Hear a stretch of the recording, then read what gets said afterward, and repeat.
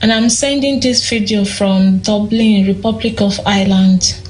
I joined NSPPD September last month. Today is the 1st of October. On Tuesday, my sister became sick to the extent she couldn't move any part of her body. The sickness progressed till Friday yesterday, when the husband called me at night that it has turned to something else. The husband brought the children to the hospital yesterday to check on their mother, only for the husband to take the children back home. Before he came back, he met my sister lifeless on the bed. He called the doctor and the nurses. They tried to give her oxygen, really not working yet. So she was lifeless on the bed. I told him not to panic at all. Not under my watch. Not now that I belong to this exalted altar, where God raises death, where God raises the dead, where God answers prayers, where God heals the sick. Meanwhile, Pastor, yesterday you mentioned about a family that lost 2 siblings, and the third one is at the verge of death. The prophecy looks similar to mine, because I lost 3 of my siblings already consecutively, but not this year.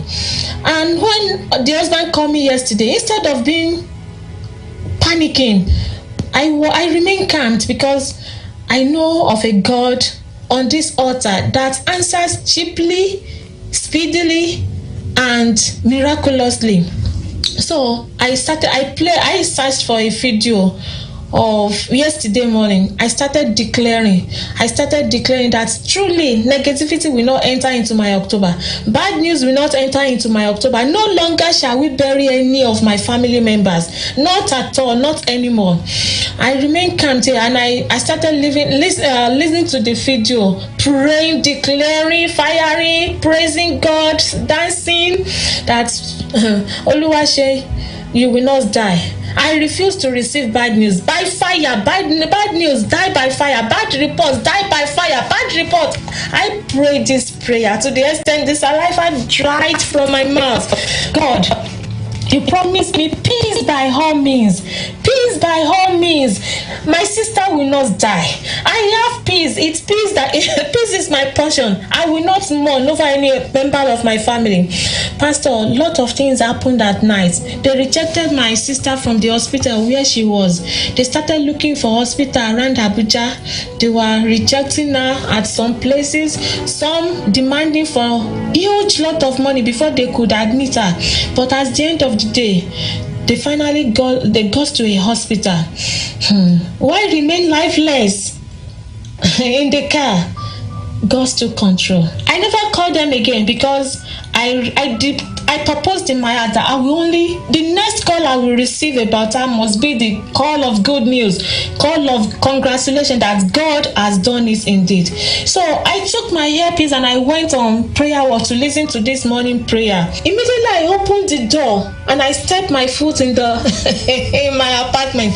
The husband came in, and the first thing the husband said, that is, God has returned her back to us and she's okay now. I said, God, hey, why on this altar? And you answered me. That was after it, some minutes after it.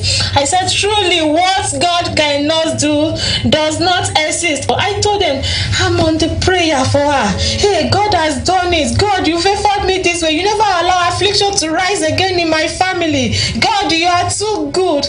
In fact, my sister has died. They performed CPR. They gave her oxygen. Oxygen stopped along the way. It didn't work again. She was lifeless. But God of this altar proved himself. God took control of everything. God bless you, Pastor Jerry. Oh, truly, God lives here. God lives here.